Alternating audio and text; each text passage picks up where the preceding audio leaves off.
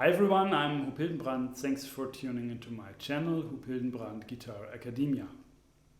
Today we will talk about 3-note structures, and we are still dealing with a topic with the right hand playing harmonic structures with a plectrum together with the fingers. And today we also talk about a chord melody arrangement of a German folk song and about the systematic approach about these different hand positions for 3-note structures. So let's get right into the endless ocean of music.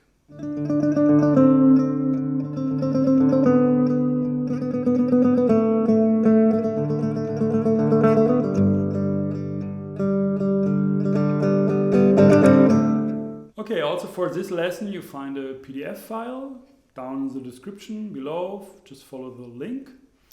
And there are actually like 20 different possible hand positions when it comes to 3-note structures.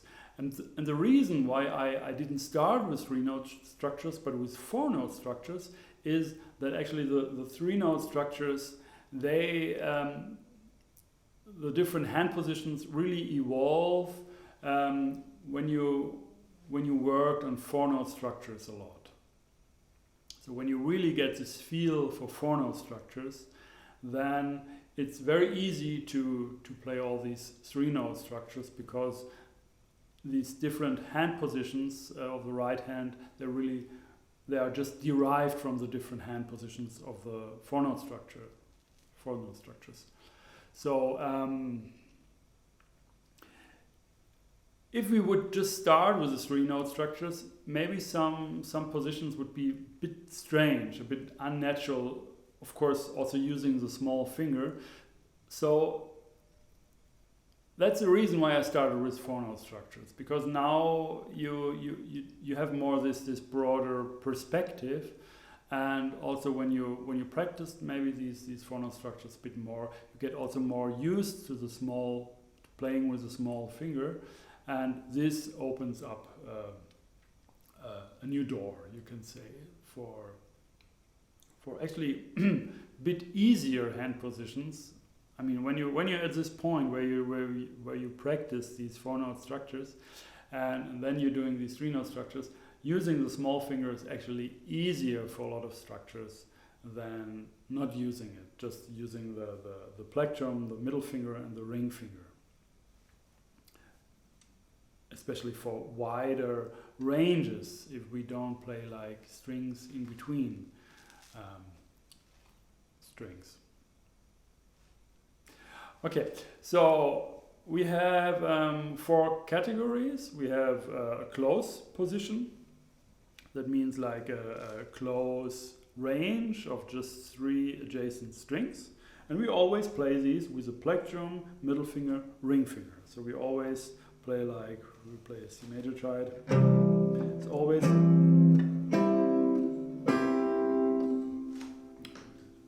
Once again.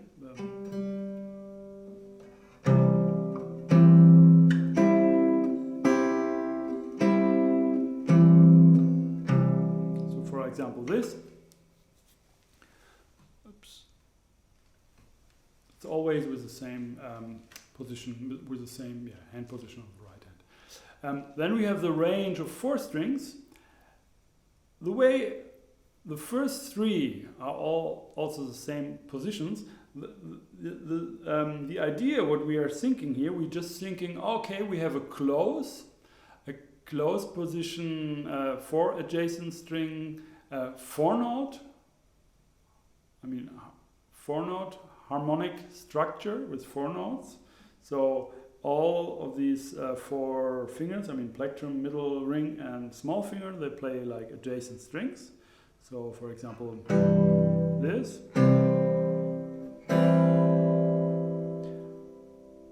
But what we are doing for these 3-note hand positions, we just leave out the ring finger. So we have just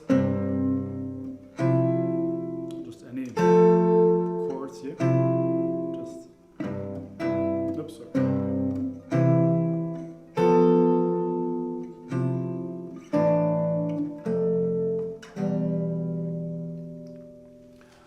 Okay, then we have the next group.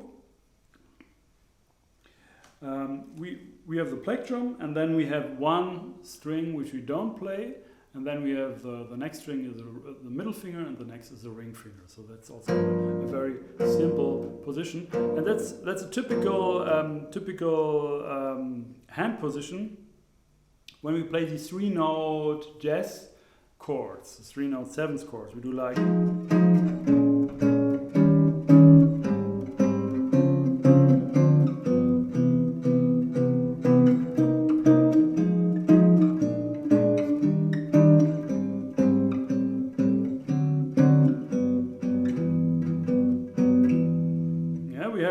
We have this hand position, and we have this close position, so plectrum, middle finger, ring finger, and we always change between these two positions. So this would be also, if you're more into jazz, into these 3-note structures, you can just practice these progressions and to get more used to the plectrum plus fingers, and really get a nice sound with that.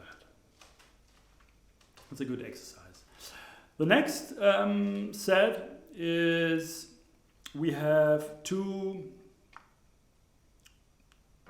notes close together with the plectrum and the middle finger, and then we have 2 strings we don't play, and then the last string, of course, we play with a small finger again, because we also you can in a way you can always think we derive these 3-note structures from the different hand positions of the 4-note structures. So then it becomes maybe more clear. There's also a system. I didn't thought about that too much, so maybe you can find it out yourself.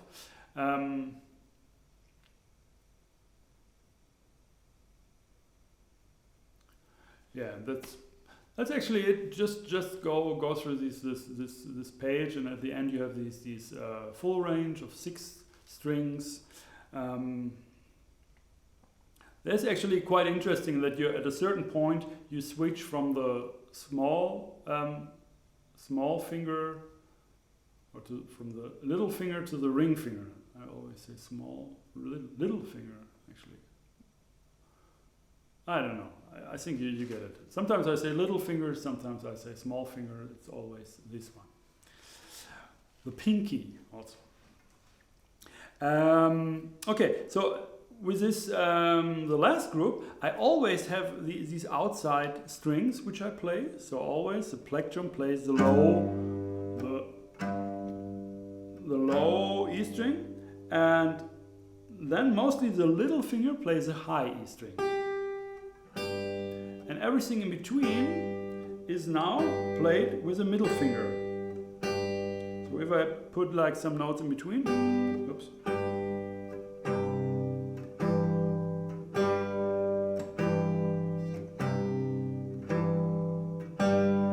Now, if I go to the B string, my hand position changes. I'm not playing the high E string any longer with my little finger, but I play with my ring finger, and I play the B string with my middle finger.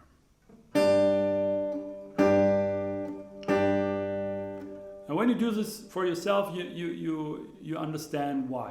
It's actually only about finding the simplest way with these hand positions.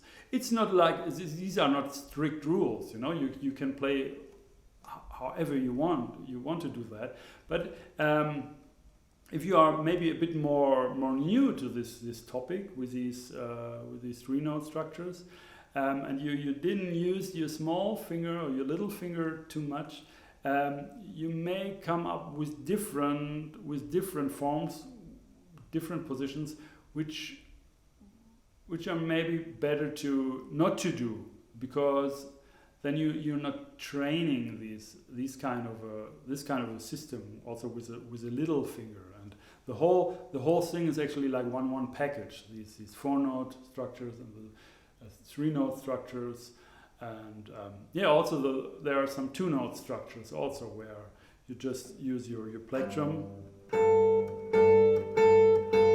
your little finger. Maybe mostly you will use your ring finger.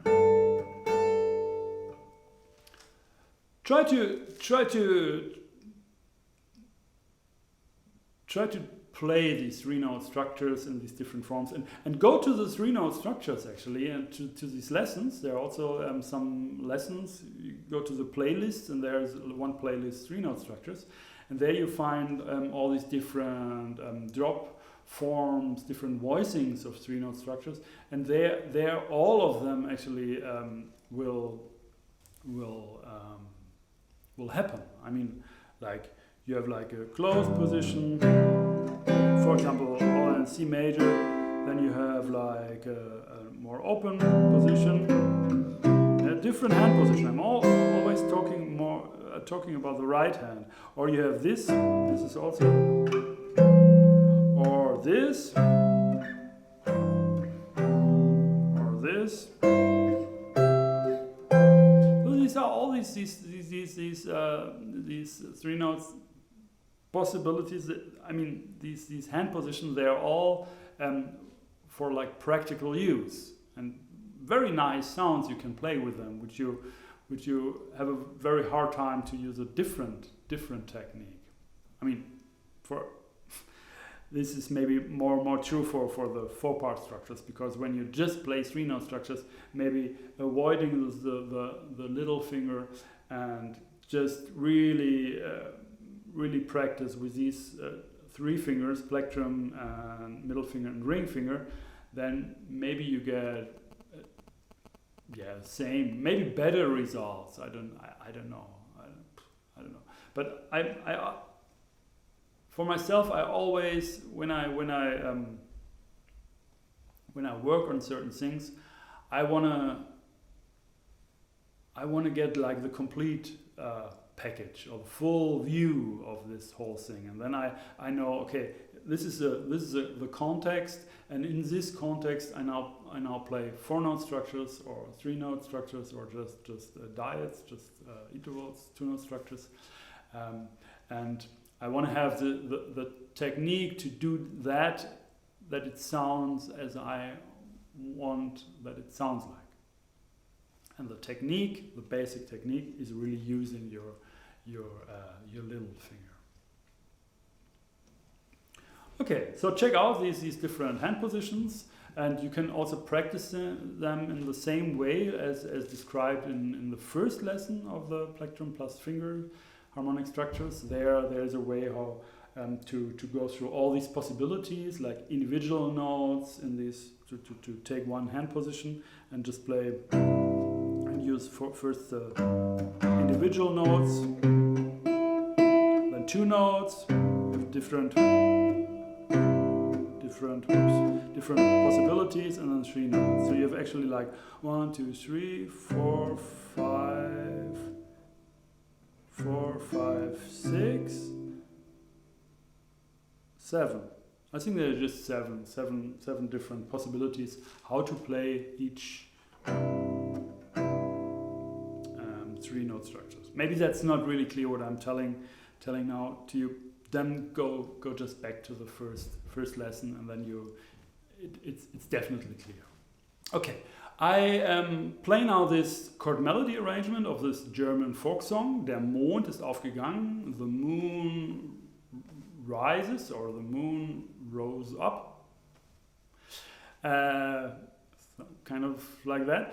And I play you this arrangement, and you also find this on this PDF for this lesson. And there you find a lot of 3-note structures. And also you find this notation of these 3-note structures with diagonal lines. And remember, I really try to put all these different symbols which I use here on Guitar Academia to put in a PDF, which is always, which I try to always keep to the newest version of the newest PDF out. So there will be actually some how do you say, some everything. There will be maybe some adjustments to it. And you always find this PDF on my website, on this page, Academia, Guitar Academia. You go just down, below the shop, there's just a PDF you can click, and this is just for free, and it's always, there's also a date from which version that is, so you don't have to check the whole PDF to find out whether that's a newer version of it. And all these symbols, which I use here in this, on the PDF, on the notation of this arrangement, you will find in that legend PDF.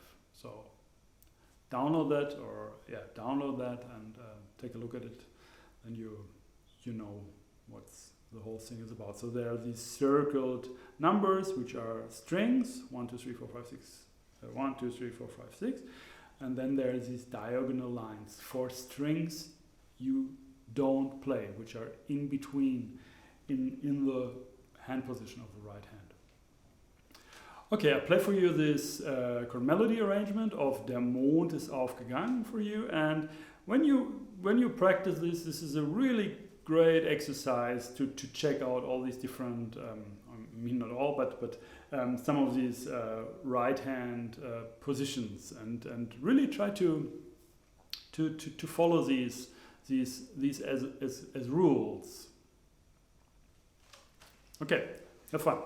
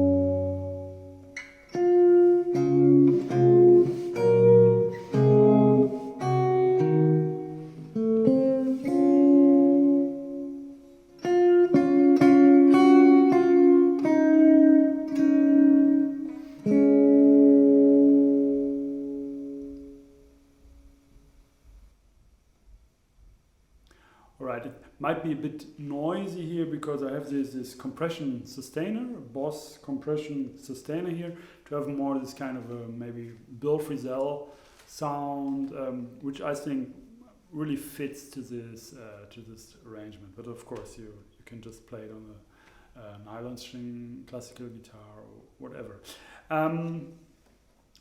One more thing I was thinking while playing actually.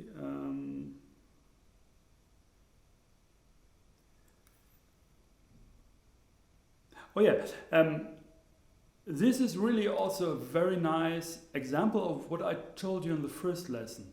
The reason why I